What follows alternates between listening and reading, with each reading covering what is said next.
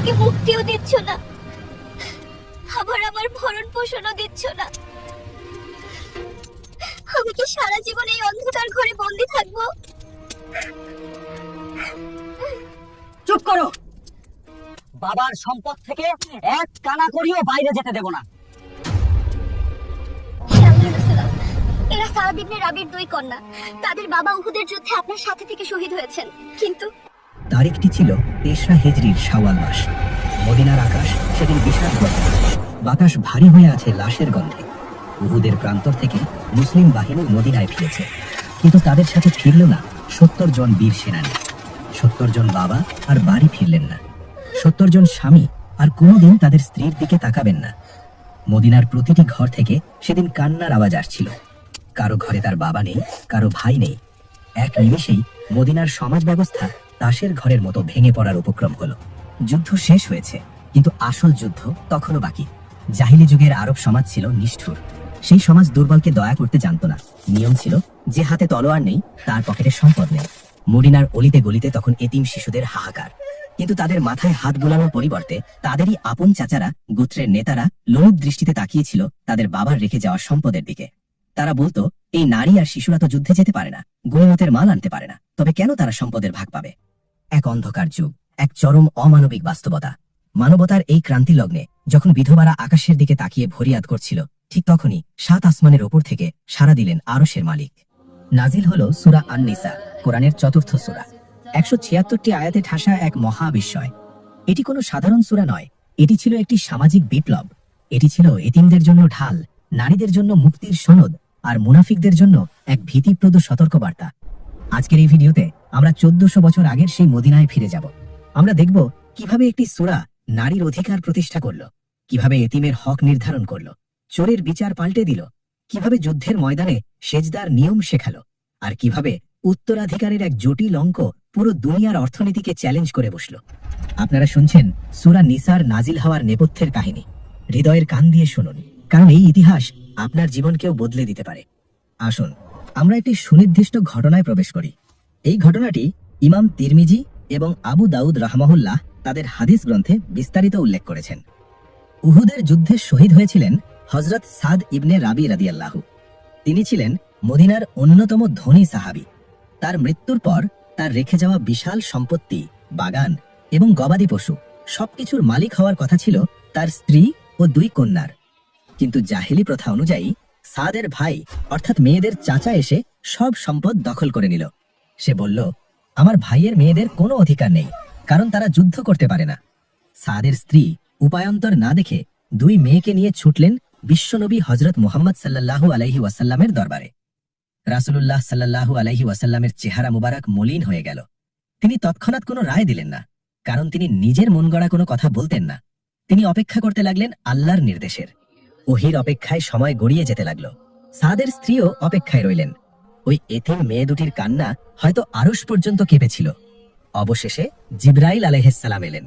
তিনি নিয়ে এলেন সূরা নিসার ১১ নম্বর আয়াত, যা কিয়ামত পর্যন্ত উত্তরাধিকারের আইন হিসেবে সাব্যস্ত হল। আল্লাহ রাব্বুল আলামিন ঘোষণা দিলেন, সম্পদ শুধু পুরুষের নয়, নারীরও তাতে হক আছে।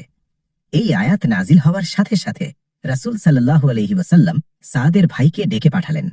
ভাবুন তো সেই দৃশ্যটি। মদিনার সমাজ নেতারা অবাক হয়ে তাকিয়ে আছে। রাসূল সাল্লাল্লাহু আলাইহি ওয়াসাল্লাম সাদের ভাইকে বললেন, সাদের ২ মেয়েকে সম্পদের ২/৩ অর্থাৎ ৩ ভাগের ২ ভাগ দিয়ে দাও।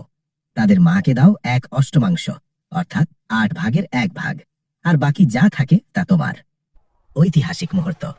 পৃথিবী সৃষ্টি হওয়ার পর এই প্রথম কোনো এতিম মেয়ে এবং বিধবা নারী রাষ্ট্রীয় ফরমানের মাধ্যমে তাদের পৈতৃক সম্পত্তির মালিকানা পেল। জাহিলি যুগের ১০০০ বছরের প্রথা এক আঘাতেই চূর্ণ বিচূর্ণ হয়ে গেল। তবে আল্লাহ শুধু আইন দিয়েই ক্ষান্ত হননি। যারা এতিমের সম্পদ গ্রাস করতে চেয়েছিল তাদের জন্য সূরা নিসার ১০ নম্বর আয়াতে এমন এক শাস্তির কথা শোনালেন যা শুনলে কলিজা শুকিয়ে যায়। আল্লাহ বলেন, যারা অন্যায়ভাবে এতিমের ধন সম্পদ ভক্ষণ করে তারা মূলত তাদের পেটে আগুনই ভর্তি করছে এবং অচিরেই তারা জ্বলন্ত আগুনে প্রবেশ করবে। বিখ্যাত মুফাসসিরগণ বলেন, কেয়ামতের দিন একদল মানুষকে দেখা যাবে যাদের মুখ দিয়ে, কান দিয়ে এবং নাক দিয়ে আগুনের ধোঁয়া বেরোচ্ছে। মানুষ তাদের দেখে চিনতে পারবে এরাই দুনিয়াতে এতিমের সম্পদ আত্মসাৎ করেছিল। এই আয়াত নাজিল হওয়ার পর সাহাবীদের মধ্যে এমন ভীতি তৈরি হলো যে তারা এতিমদের সাথে খাবার খেতেও ভয় পেতেন, পাছে এতিমের ভাগের সামান্য অংশ তাদের পেটে চলে যায়। জাহিলি যুগের আরব সমাজ ছিল নারীদের জন্য এক জীবন্ত কারাগার। আজকের যুগে যা কল্পনাও করা যায় না, 1400 বছর আগে সেটাই ছিল মদিনার বাস্তবতা। তৎকালীন প্রথা ছিল, যখন কোনো পুরুষ মারা যেত তখন তার রেখে যাওয়া উট, ছাগল বা স্বর্ণমুদ্রার মতো তার স্ত্রীও উত্তরাধিকার সম্পত্তি হিসেবে গণ্য হতো। মৃত ব্যক্তির ছেলেরা ছুটে আসত এবং তাদের সৎ মায়ের গায়ের ওপর চাদর ছুড়ে দিত। এর অর্থ হলো সে এই নারীর মালিক হয়ে গেল। এখন সে চাইলে এই মাকে জোর করে বিয়ে করতে পারবে অথবা তাকে দাসীর মতো আটকে রাখতে পারবে। আসুন আমরা ইতিহাসের পাতা থেকে কুবাইশা বিনতে মান রাজিয়াল্লাহু এর ঘটনাটি দেখি। এটি ইমাম বুখারী, আবু দাউদ এবং ইবনে জারির রাহমাহুল্লাহ এর বর্ণনা করেছেন। কুবাইশার স্বামী আবু কায়েস ইবনে আসলাত মারা গেলেন। প্রথা অনুযায়ী আবু কায়েসের ছেলে, কুবাইশার সৎ ছেলে, তার ওপর চাদর ফেলে মালিকানা দাবি করল। ছেলেটির উদ্দেশ্য বিয়ে করা ছিল না, বরং উদ্দেশ্য ছিল আরও জঘন্য। সে চাইছিল কুবাইশাকে আটকে রাখতে, যাতে কুবাইশা মারা গেলে তার বাবার দেওয়া মহারানা বা সম্পদ সে আবার ফেরত পায়, অথবা কুবাইশা বিরক্ত হয়ে নিজের সম্পদ দিয়ে মুক্তিপণ দাবি করে। কুবাইশা রাসূল সাল্লাল্লাহু আলাইহি ওয়াসাল্লামের সামনে দাঁড়িয়ে ফরিয়াদ করলেন, ইয়া রাসূলাল্লাহ, আবু কায়েস মারা গেছেন। এখন তার ছেলে আমাকে উত্তরাধিকার সূত্রে দখল করে নিয়েছে। সে আমাকে বিয়েও করছে না, আবার আমাকে অন্য কোথাও বিয়ে করার সুযোগও দিচ্ছে না। সে চায় আমি যেন ধুঁকে ধুঁকে মরি এবং আমার সম্পদ সে গ্রাস করতে পারে। রাসূলুল্লাহ অত্যন্ত ব্যথিত হলেন, কিন্তু তখনও এ বিষয়ে আল্লাহর কোনো হুকুম বা ওয়াহি ছিল না। তাই তিনি বললেন, তুমি ধৈর্য ধরো এবং নিজের ঘরে ফিরে যাও, দেখা যাক আল্লাহ কি হুকুম দেন। অবশেষে আসমানের দরজা খুলে গেল। আল্লাহ রাব্বুল আলামিন সূরা নিসার 19 নম্বর আয়াতের মাধ্যমে 1000 বছরের জাহিলি প্রথার শিকল ভেঙে চুরমার করে দিলেন। আল্লাহ স্পষ্টভাবে জানিয়ে দিলেন, নারী কোনো বস্তু নয়, নারী কোনো গবাদি পশু নয় যে তাকে উত্তরাধিকার সূত্রে পাওয়া যাবে। সে একজন স্বাধীন সত্তা। শুধু তাই নয়, আল্লাহ 22 নম্বর আয়াতে সৎ মায়েদের বিয়ে করার এই জঘন্য প্রথাকে চিরতরে হারাম ঘোষণা করলেন। নারীদের মধ্যে যাদেরকে তোমাদের পিতা বিবাহ করেছে, তোমরা তাদের বিবাহ করো না। নিশ্চয়ই এটা অশ্লীল, আল্লাহর অসন্তোষের কারণ এবং নিকৃষ্ট আচরণ। সূরা নিসা 22। এই আয়াত নাজিল হওয়ার পর ইসলামের সমাজ ব্যবস্থায় এক আমূল পরিবর্তন এলো। 1. নারীর স্বাধীনতা। নারীর সম্মতি ছাড়া তাকে দিয়ে দেওয়া বা আটকে রাখা হারাম হয়ে গেল। 2. মোহরানার অধিকার। আগে মোহরানা বাবারা খেয়ে ফেলত। সূরা নিসা আয়াত 4 এসে বলল, মোহরানা নারীর একান্ত হক, এটি তাকে সন্তুষ্ট চিত্তে দিয়ে দাও। 3. সম্মান। সৎ মায়েদের মায়ের মর্যাদা দেওয়া হল, স্ত্রীর মর্যাদা নয়। হযরত উমর ইবনুল খাত্তাব রাদিয়াল্লাহু আনহু এই পরিবর্তনের কথা স্মরণ করে বলতেন, আল্লাহর কসম, জাহিলি যুগে আমরা নারীদের কোনো পাত্তাই দিতাম না, তাদের মানুষই মনে করতাম না। অবশেষে আল্লাহ তাদের সম্পর্কে আয়াত নাজিল করলেন এবং তাদের জন্য অংশ নির্ধারণ করে দিলেন। সহিহ বুখারী। সূরা নিসার এই আয়াতগুলো কেবল আইন ছিল না, এগুলো ছিল নারীদের জন্য ম্যাগনা কার্টা বা মুক্তির সনদ। কুবাইশা বিনতে মান রাদিয়াল্লাহু আনহা এর কান্না আল্লাহ শুনেছিলেন, আর তার ওসিলায় কিয়ামত পর্যন্ত সমগ্র নারী জাতি রক্ষা পেল এই অপমান থেকে। সূরা নিসার 34 নম্বর আয়াত নিয়ে অনেকেই বিভ্রান্তি ছড়ায়। আল্লাহ বলেছেন, পুরুষরা নারীদের ওপর কাওয়াম, অর্থাৎ তত্ত্বাবধায়ক বা দায়িত্বশীল। এখানে কাওয়াম অর্থ শাসক বা অত্যাচারী বস নয়।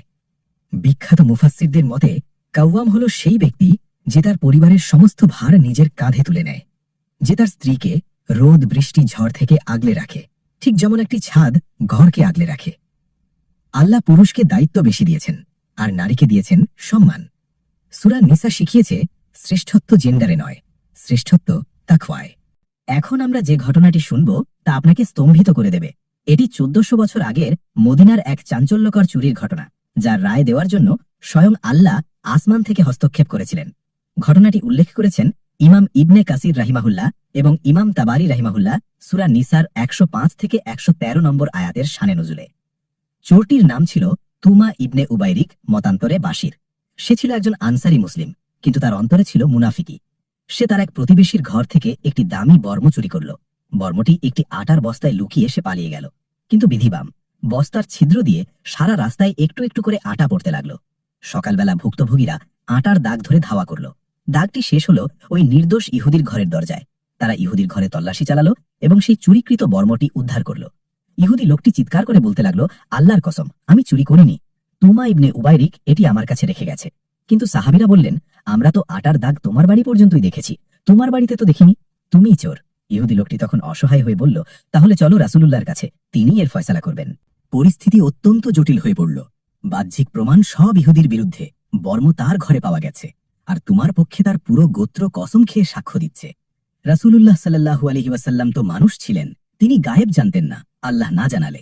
বাহ্যিক প্রমাণ দেখে রাসূল প্রায় তোমাকে নির্দোষ এবং ইহুদিকে চোর সাব্যস্ত করতে যাচ্ছিলেন। মদিনার মুনাফিকরা মনে মনে হাসছিল, তারা ভাবছিল তারা সফল হয়েছে, তারা একজন নিরপরাধ অমুসলিমকে ফাঁসিয়ে দিয়েছে। কিন্তু তারা ভুলে গিয়েছিল এই বিচারের রায় মদিনার মাটিতে নয়, বরং 7 আসমানের ওপর থেকে পর্যবেক্ষণ করা হচ্ছে। আল্লাহ রাব্বুল আলামিন নাজিল করলেন সূরা নিসার 105 নম্বর আয়াত, নিশ্চয়ই আমি আপনার প্রতি সত্যসহ কিতাব নাজিল করেছি, যাতে আপনি মানুষের মধ্যে বিচার করতে পারেন, আর আপনি বিশ্বাসঘাতকদের পক্ষাবলম্বন করবেন না। এবং আয়াত 112তে আল্লাহ আরো কঠোর ভাষায় বললেন, যে ব্যক্তি কোনো অপরাধ করল তারপর কোনো নির্দোষ ব্যক্তির ওপর তার দোষ চাপিয়ে দিল, সে তো এক জঘন্য মিথ্যা অপবাদ ও প্রকাশ্য পাপের বোঝা নিজের কাঁধে তুলে নিল। আল্লাহ জানিয়ে দিলেন, ওই ইহুদি নির্দোষ আর তোমাই আসল চোর। সুবহানাল্লাহ। চিন্তা করুন, ইসলাম কত বড় ইনসাফের ধর্ম। একজন ইহুদির সম্মান রক্ষা করার জন্য আল্লাহ তার হাবিবের ওপর আয়াত নাজিল করে দিলেন। মুসলিম হলেই যে তার অন্যায় মাফ হয়ে যাবে, ইসলাম তা সমর্থন করে না।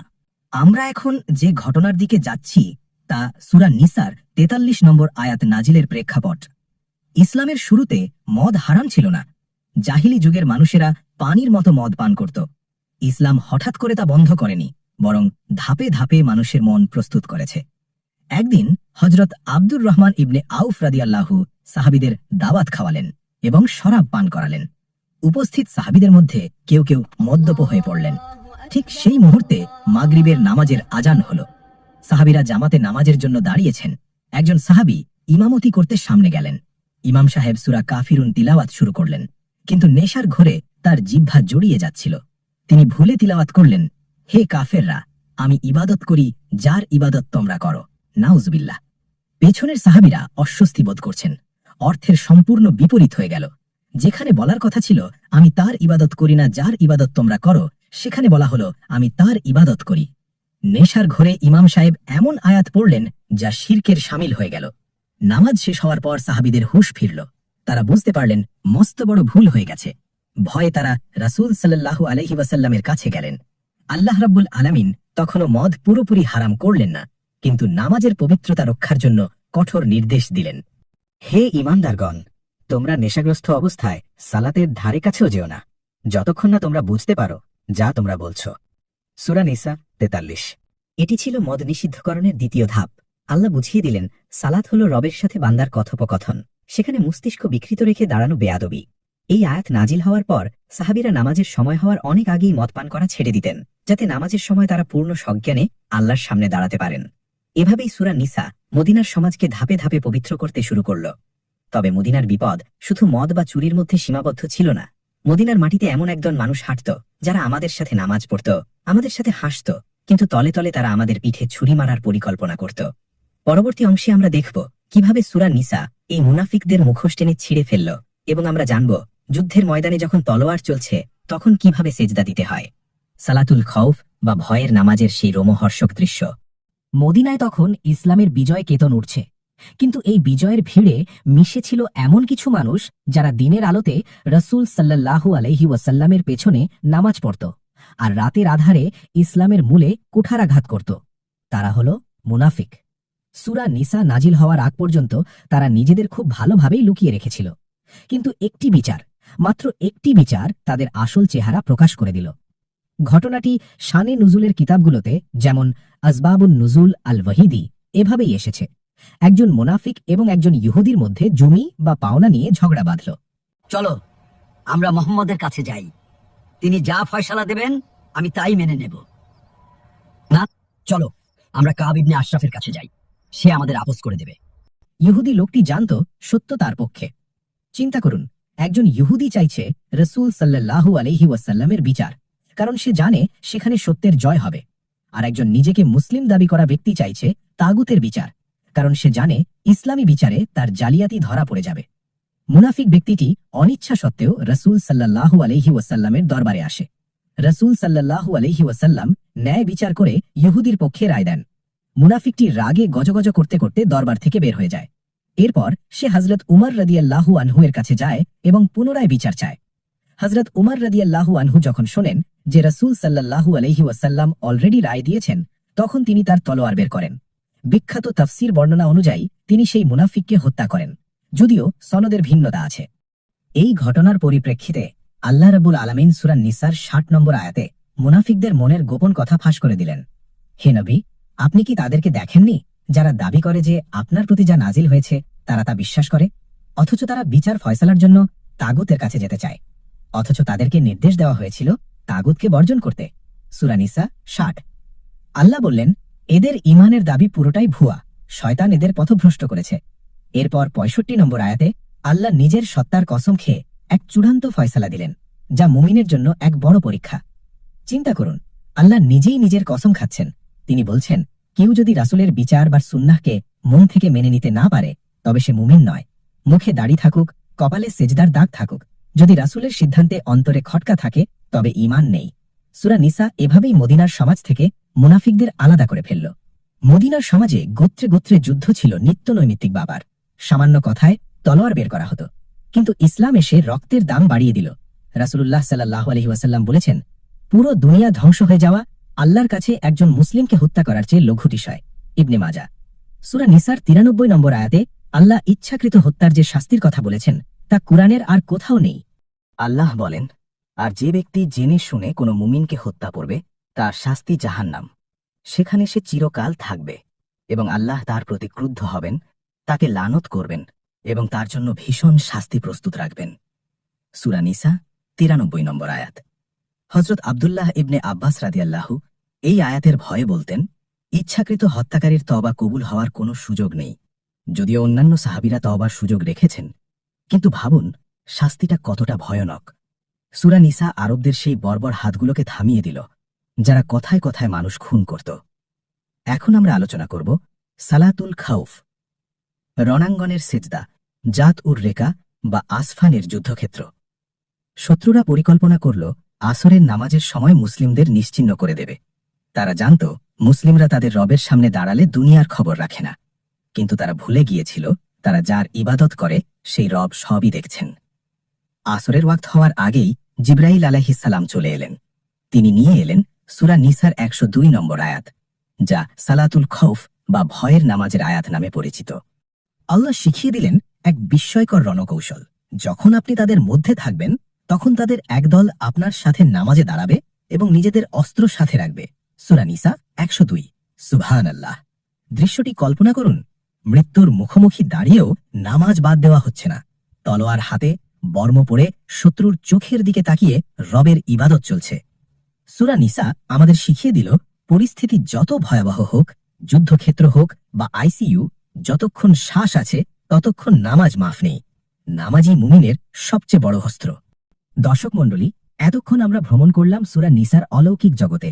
আমরা দেখলাম কিভাবে এই সূরা এতিম শিশুর মুখে হাসি ফোটালো, কিভাবে বিধবা নারীকে তার অধিকার ফিরিয়ে দিল, কিভাবে নারীকে সম্মানিত এবং শ্রেষ্ঠত্ব দিল। আমরা দেখলাম কিভাবে আল্লাহর ইনসাফ একজন ইহুদিকে নির্দোষ প্রমাণ করল, আবার একজন মুনাফিককে লাঞ্ছিত করল। এবং আমরা শিখলাম জীবনের সবচেয়ে কঠিন মুহূর্তেও আল্লাহকে ভুলে যাওয়া যাবে না। সূরা নিসা কেবল ১৪০০ বছর আগের ইতিহাস নয়, এটি আজও আমাদের সমাজের দর্পণ। আজও আমাদের চারপাশে এতিম ঠকানো হয়, বোনদের সম্পদ দেওয়া হয় না, মুনাফিকিতে ছেয়ে গেছে সমাজ। আসুন আমরা সূরা নিসার শিক্ষা নিজেদের জীবনে বাস্তবায়ন করি। আমাদের এই ক্ষুদ্র প্রচেষ্টা যদি আপনাদের ভালো লেগে থাকে তবে ভিডিওটি শেয়ার করে দ্বীনের প্রচারে অংশ নিন।